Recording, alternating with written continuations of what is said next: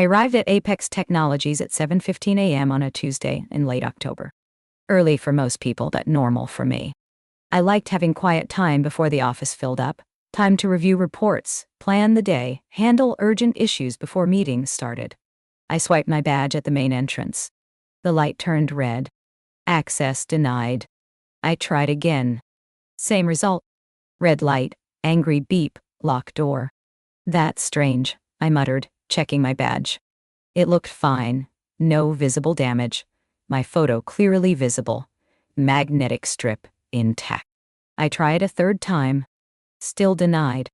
I was pulling out my phone to call it when I saw Nathan Pierce walking toward the entrance. Nathan was our chief technology officer, always. Early like me. Morning, Diane. Badge problems? Apparently, the system's not recognizing me. It's been having issues with the access system, probably just needs a reset. He swiped his badge and held the door open. Come on. We'll get it sorted. I thanked him and headed to my office on the 3rd floor. Tried my badge on the internal security door to the executive suite. Same result. Red light, access denied. This was more than a random glitch. I'm Diane Richardson. I'd been Director of Financial Compliance at Apex Technologies for 4 years. I managed a team of 6 compliance analysts, oversaw regulatory reporting, conducted internal audits, and worked closely with finance and legal on governance issues. My job was to catch problems before they became scandals, to question transactions that didn't look right, to say no when people wanted to do things that might be profitable but weren't compliant with regulations or company policy. That made me unpopular with some people. Compliance directors usually are. We're the department that stops things, that requires additional documentation, that makes business units follow rules they find inconvenient.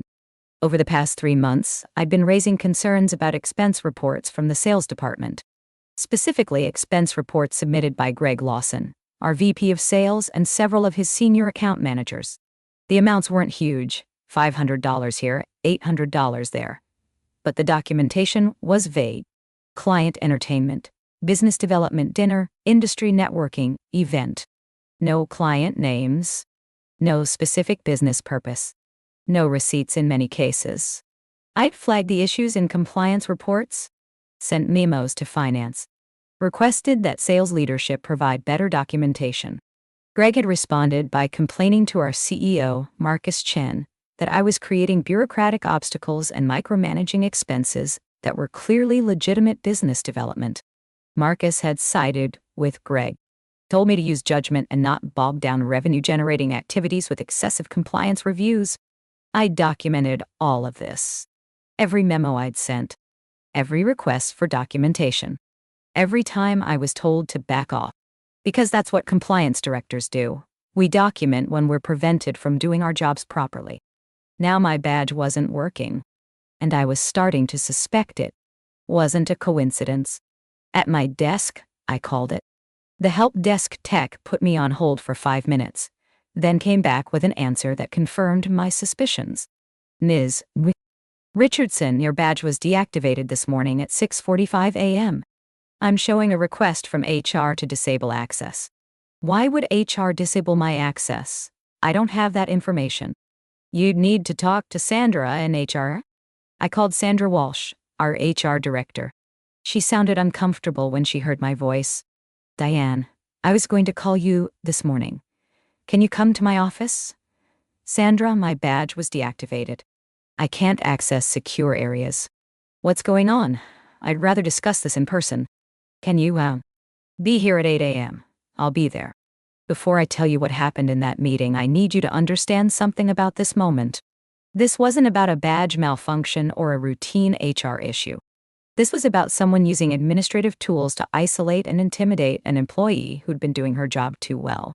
If you've ever been locked out of systems without explanation, if you've ever had your access restricted because you raised concerns management didn't want to hear, if you've ever been undermined by people who have the power to make your PR professional life difficult, stay with me.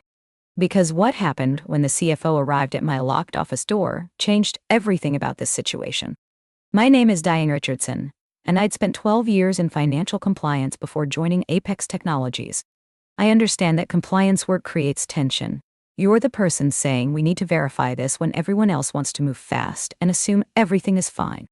But I also understood that my job wasn't to make people happy. My job was to protect the company from regulatory violations, financial irregularities, and ethical lapses that could result in fines, legal action, or reputational damage. The expense report issues I'd been flagging weren't major fraud. They were more likely sloppy documentation or personal expenses being misclassified as business expenses. But sloppy documentation creates risk.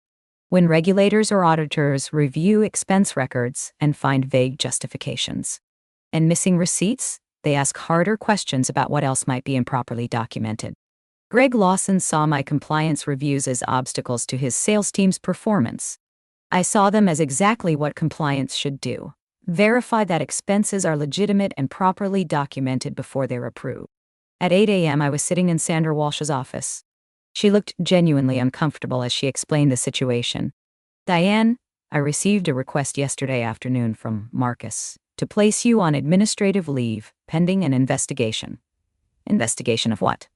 "There are allegations that you've been using your compliance role to harass sales leaders." "Hip. Why?"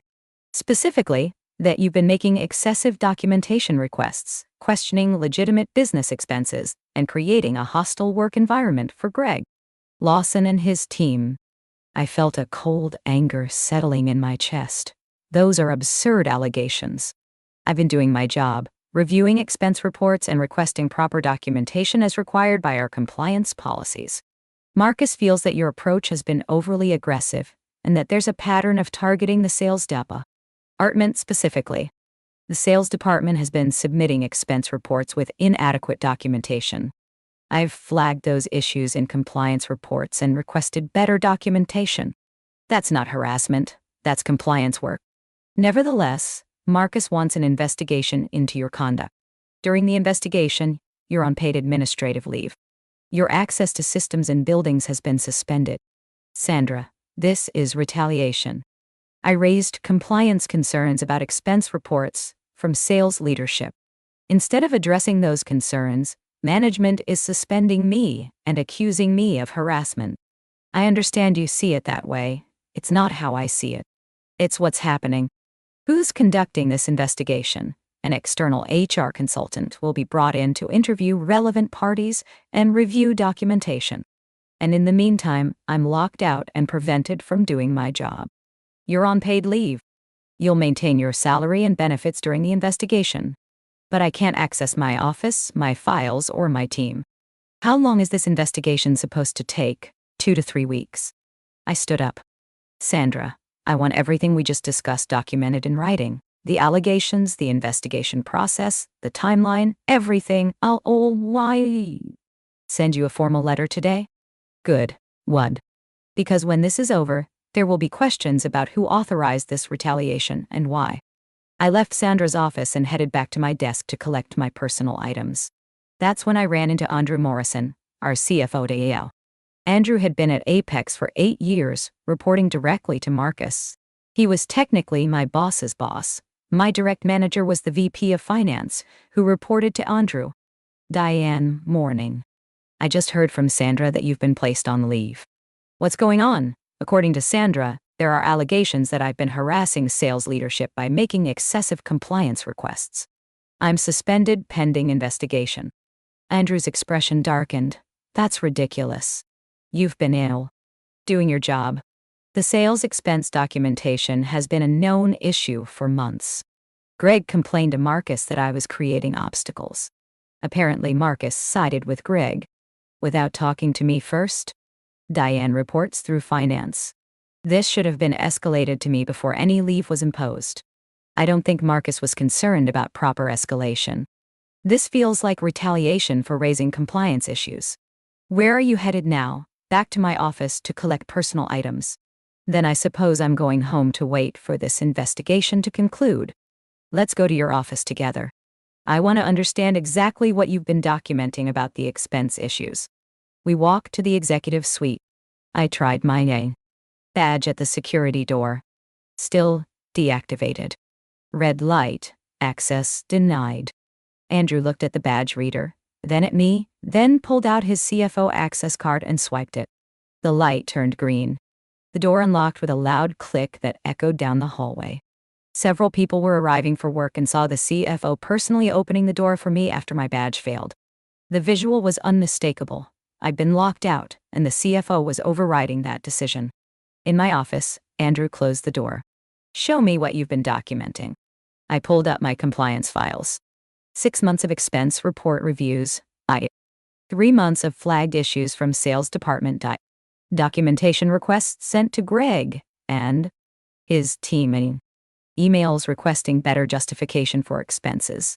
Memos to finance leadership about inadequate documentation. Most importantly, the responses I'd received. Greg complaining about harassment. Marcus telling me to back off. Finance leadership acknowledging the issues but saying they'd been overruled by executive management. Andrew read through it all methodically. When he finished, his expression was grim. "Diane, this isn't harassment. This is exactly what compliance should be doing. And these expenses," he pointed to several flagged reports, "these aren't properly documented. Client dinner without client names, dates, or business purpose? That's not acceptable documentation under our expense policy." That's what I told Greg. He said the expenses were obviously legitimate and that I was being bureaucratic. Greg doesn't get to decide what's acceptable documentation. The compliance policies do, and you enforce those policies. Apparently, Marcus disagrees. Marcus doesn't understand compliance. He understands sales revenue. But this, Andrew gestured to the computer screen, this creates audit risk. If external auditors reviewed these expenses and found this kind of documentation, they'd flag it as a control deficiency. We'd have to report it to the board. That's exactly what I told finance leadership 3 months ago. Andrew was quiet for a moment, clearly thinking through implications. "Diane, I want you to forward all of this documentation to my personal email. Every compliance report, every memo, every request for documentation, every response you received, all of it. Why? Because this isn't an HH issue. This is a financial controls issue. And if Marcus is retaliating against compliance staff for doing their jobs, that's a board-level problem. Andrew, are you sure you want to get involved in this? Marcus is the CEO. Marcus is the CEO, but I'm the CFO. Financial compliance reports to me. If someone in my organization is being retaliated against for raising legitimate control concerns, that affects my fiduciary responsibilities to the board and shareholders. Yes, I'm getting involved." That afternoon, I was at home when I got a call from Andrew. "Diane, I've spoken with Marcus. He's agreed to reinstate your access while the investigation proceeds. You'll be allowed to work normally while the external consultant reviews the situation." 9. What changed his mind? I told him that suspending a compliance director for raising financial control concerns creates legal and regulatory exposure. I also mentioned that I'd be briefing the audit committee about this situation at next week's board meeting. The audit committee? They oversee internal controls and compliance. If a compliance director is being prevented from doing her job because she raised concerns about expense documentation, that's exactly what the audit committee needs to know about. How did Marcus respond? He was not pleased. But he understands that this isn't something I'm willing to let drop. "Your access will be reinstated today. You'll receive formal notification from HR." "Thank you, Andrew." "Don't thank me yet. We still have an investigation to get through. But Diane, I want you to know, you did your job correctly. The documentation you created protected both you and the company. Keep doing what you're doing." 2 hours later, I received an email from Sandra Walsh confirming that my access had been reinstated and that I could return to work the following day. The investigation would still proceed, but I would not be on leave during the process. The next morning, I arrived at Apex at 7:15 a.m. as usual. Swiped my badge at the main entrance. Green light, door. Access granted. But something had changed. Word had spread about my badge being deactivated, the CFO personally opening my office door, and the confrontation between Andrew and Marcus over my suspension. People knew that compliance had been retaliated against for doing compliance work, and that the CFO had intervened to stop it. Over the next 2 weeks, The external investigation proceeded. The consultant interviewed me, Greg Lawson, Marcus, Andrew, several members of my compliance team, and finance leadership. I provided all my documentation, the compliance reports, the expense flagging, the documentation requests, the responses telling me to back off. Greg provided his perspective, that I was creating unnecessary bureaucracy, that his team's expenses were legitimate, that my constant questioning was making his job harder.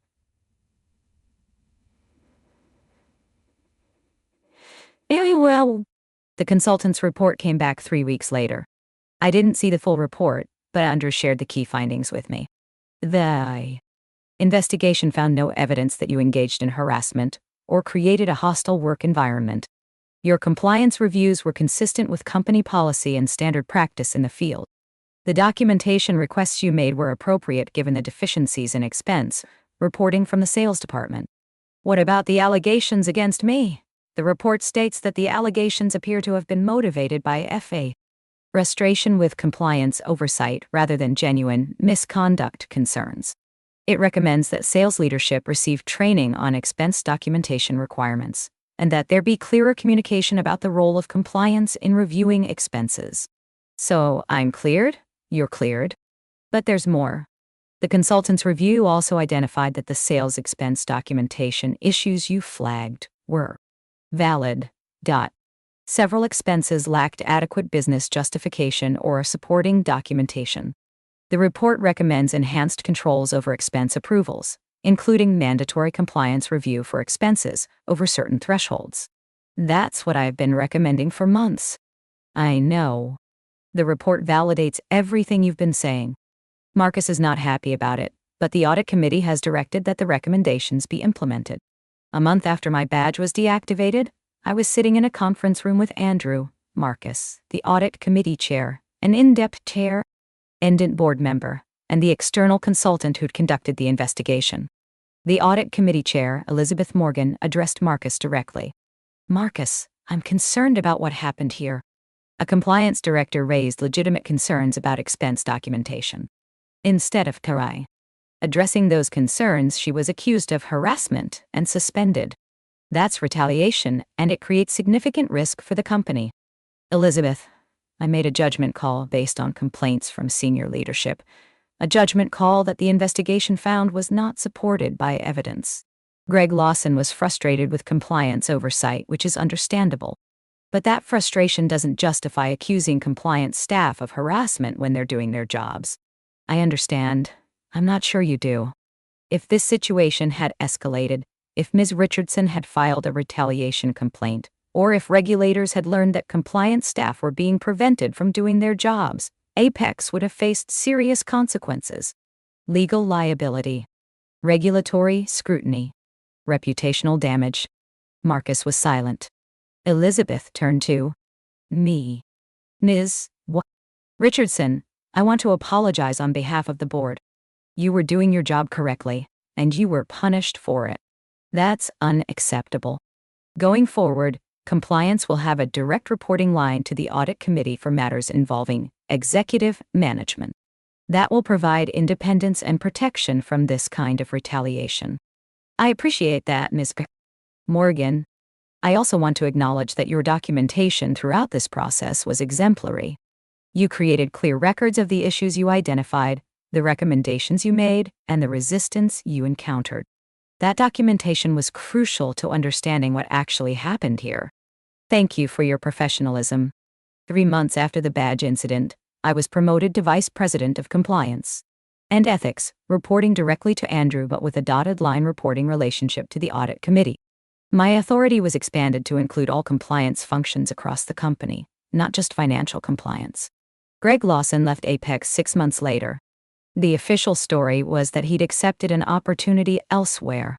The reality, based on what Andrew told me confidentially, was that the audit committee had lost confidence in his judgment after the expense documentation issues and the retaliation against compliance. A year after my badge failed, I was speaking at a compliance professionals conference. My session was titled, When Compliance Gets Punished, Recognizing and Responding to Retaliation. A year ago, I told the audience I arrived at work and my badge didn't work. The light turned red. Access denied. I'd been locked out of the building without warning, without explanation, without even a courtesy call from HR. It took me about 30 seconds to realize this wasn't a technical glitch. This was retaliation.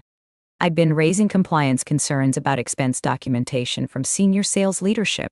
Instead of addressing those concerns, management decided to suspend me and accuse me of harassment. Here's what saved me: documentation. I had 6 months of compliance reports, showing exactly what issues I'd identified and what I'd recommended. I had emails showing I'd requested proper documentation and been told to back off. I had memos proving I'd escalated concerns through proper channels and been overruled. When my CFO asked what I'd been documenting, I could show him everything. Not my opinions about whether expenses were legitimate, evidence of specific documentation deficiencies and appropriate compliance requests. The other thing that saved me was having the CFO's support. When he learned I'd been suspended for doing compliance work, he intervened immediately. He understood that retaliating against compliance creates legal and regulatory risk. He escalated to the audit committee. He refused to let management sweep this under the rug. If you're in compliance and you're raising concerns that management doesn't want to hear, remember, document everything. Every issue you identify. Every recommendation you make. Every time someone tells you to back off or stop being difficult. That documentation is your protection when they try to retaliate. Second, understand your reporting lines and who your allies are. In my case, the CFO understood compliance risks even when the CEO didn't. The audit committee understood governance even when executive management was prioritizing short-term convenience over controls. Find the people in your organization who actually care about compliance and make sure they know what you're dealing with. After the presentation, a woman in her 40s approached me. Ms. Richardson, I'm facing a similar situation. I'm a compliance manager at a financial services firm. I've been raising concerns about documentation of advisory fees, and my boss told me to stop creating problems. I'm worried about retaliation. Are you documenting the concerns you're raising? Some. Not as systematically as you did. Start now. Every concern you identify, document it. Every recommendation you make, put it in writing. Every time someone tells you to back off, send an email confirming what was said and what you're being directed to do. That documentation protects you when things escalate. What if documenting makes me look like I don't trust management? You're in compliance. Your job is to verify, not trust. If management understands compliance, they'll appreciate documentation because it protects everyone. If they don't understand compliance, your documentation will matter even more when problems emerge. Did you ever regret raising the concerns? No. I regretted that management retaliated instead of addressing the concerns. But I never regretted doing my job correctly. 18 months after the badge incident, Apex Technologies faced an SEC inquiry related to revenue recognition practices. The inquiry wasn't about expense documentation.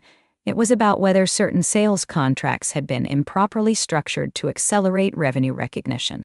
During the SEC inquiry, my compliance documentation became relevant. The regulators wanted to know whether internal controls had identified any issues with sales practices, whether concerns had been raised internally, and how management had responded to those concerns. My expense documentation showed a pattern: compliance raising concerns about sales department practices, sales leadership pushing back, executive management siding with sales over compliance. That pattern mattered to regulators. It suggested a culture where compliance concerns were dismissed rather than investigated, where sales leadership operated without adequate oversight, where short-term revenue goals took priority over proper controls. The C ultimately didn't bring enforcement action. The revenue recognition issues were determined to be errors rather than intentional misconduct. But they did issue a comment letter noting control deficiencies and requiring enhanced compliance oversight of sales practices. Andrew told me privately that my documentation during the expense report situation had actually helped demonstrate to regulators that Apex was taking steps to strengthen compliance, even if those steps had met internal resistance. 2 years after my badge failed, I was promoted again to Chief Compliance Officer, reporting to the CEO, Marcus's replacement, and the board. I now oversaw compliance, ethics, internal audit, and enterprise risk management. One of the My first actions as CCO was implementing a whistleblower protection policy with teeth, clear processes for raising concerns, prohibitions on retaliation, mandatory reporting to the audit committee when allegations of retaliation were made. I also implemented quarterly compliance reports directly to the audit committee, separate from management. If compliance was being pressured or prevented from doing our jobs, the board would know about it immediately. 3 years after the badge incident, I ran into Greg Lawson at an industry conference. He approached me during the networking reception, looking uncomfortable. "Diane," I wanted to say something. "What happened at Apex? The expense documentation situation? The retaliation against you? I handled that badly." "Yes, you did. I was under pressure to hit sales targets. I saw your compliance reviews as obstacles, rather than recognizing they were protecting the company. When you kept pushing for better documentation, I got defensive and complained to Marcus instead of just fixing the documentation. You didn't just complain. You accused me of harassment. I know. That was wrong. I let my frustration with compliance oversight turn into personal attacks on you. I'm sorry. Greg, I wasn't trying to make your job harder. I was trying to make sure expenses were properly documented so the company didn't face regulatory issues. I understand that now. Getting pushed out of Apex and having time to reflect, I realized I'd been prioritizing short-term sales results over long-term sustainability. Your compliance work was pointing that out, and I didn't want to hear it. What are you doing now? VP of sales at a smaller company. But I'll tell you this, when their compliance team raises concerns, I listen. I fix the issues. I don't accuse them of creating problems. I learned that lesson the expensive way. If you've stayed with me through this entire story, I want you to understand something. This isn't about winning a battle against a specific person or proving someone wrong. It's about understanding that doing compliance work correctly often creates conflict with people who don't want oversight. When my badge failed that morning, it was because someone with power decided I was inconvenient and tried to remove me. They thought locking me out would intimidate me into backing down or make me easier to dismiss. What they didn't account for was that I'd been documenting everything, that I'd created a record proving I'd been doing my job correctly, that the CFO understood compliance risks well enough to intervene, that the audit committee took retaliation against compliance seriously. The room changed when Andrew Morrison used his CFO card to open my office door after my badge failed. Not just because it gave me physical access, but because it sent a signal to everyone watching. Compliance had support at the highest levels, and retaliation would not be tolerated. If you're doing compliance work and facing resistance or retaliation, remember, document everything, find your allies in leadership, and don't back down from doing your job correctly just because it makes someone uncomfortable. If this resonates with you, hit that like button and subscribe. Share your experiences in the comments about compliance retaliation or times documentation protected you. Those stories help others recognize they're not alone. Remember, they locked me out, thinking they could intimidate me into silence. The CFO arrived, scanned his card, and personally let me into my own office. Everyone in that hallway watched, and everyone understood that compliance had more support than management realized.